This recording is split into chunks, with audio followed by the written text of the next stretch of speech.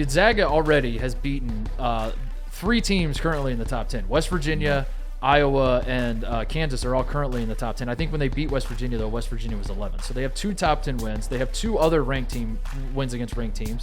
West Virginia was 11th. Virginia was 16th at the time that they beat them. I think Virginia fell. They're still ranked, though, right now. There's this idea that they've been this good before, that what we've seen from Gonzaga at this point in the season is their MO, right? Like that would be a criticism or like someone who wants to dump cold water on us and say, don't get too excited about what we've seen so far, because we see this every year. Gonzaga has 4 ranked wins right now. 2 of them are against top 10 teams, as we said. They have won all 4 of their wins against ranked teams. They've won by an average of 13 points. Insane. They are averaging 97 points a game against ranked teams, Tate. 97 points a game. So I want to go through the other great Gonzaga teams, quote unquote. Last year, at this point, Gonzaga had 3 ranked wins. 0 were against top 10 teams, and they had been blown out at Atlantis by Michigan. That was last year's Gonzaga team. You remember Michigan had the Atlantis run. And the 3 ranked wins they had, none of them were by more than 7 points. They were all pretty close games. They weren't blowing anybody out. They were just, they were winning. In 2019, they beat Duke by 2 in Maui. We remember that game.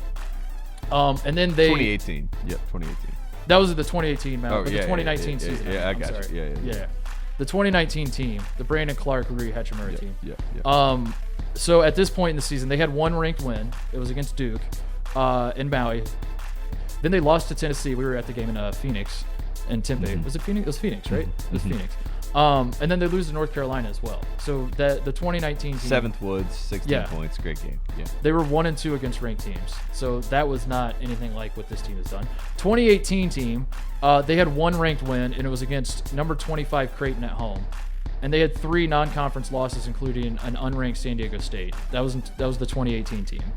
The 2017 team, all of these teams were going through, by the way, 130 games. So you would think going into the tournament, like, we've been here before with these teams.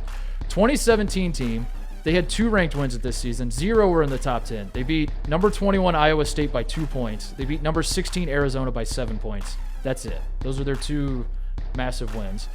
The 2015 team had 1 ranked win. It was number 22 SMU at home. And the only other ranked team they played was Arizona, and they lost to them. And then finally, the 2013 team, which is like the only choke job I would say that Gonzaga has ever like actually had, where it's, people pin to them and say, you really blew this. The 2013 team that was ranked number 1 in the country for a long stretch, 1 ranked win at this point in the season. It was against Oklahoma State, who was ranked 22nd in the country, and they won by 1 point. And they lost at home. They also had lost at home to Illinois by 11 that year. So my point is, we have never seen this from Gonzaga. We have never seen anything close to this from Gonzaga. And I just wanted to run through that real quickly. They're always famous for playing, like, even back in the mid-2000s, they played like in the NIT Invitational in New York, you know what I mean? So, yeah, I think there's always that built-in idea that Gonzaga is playing a tough schedule, playing a top 5, top 10, top 15 team, whatever it may be, at the start of the year. But still, when you accumulate all of this and you look at the resume, it may look the same at the end of the year, right? But it's not the same, and I think that's a great point to point That's out, my point, is that when you see a 30-win Gonzaga team, they're not all equal. It's not the same. It's not even when I'm not killing Gonzaga for playing soft non-conference schedules in the past, because they don't. Like you said, it feels like they play more. I'm saying this year is particularly insane.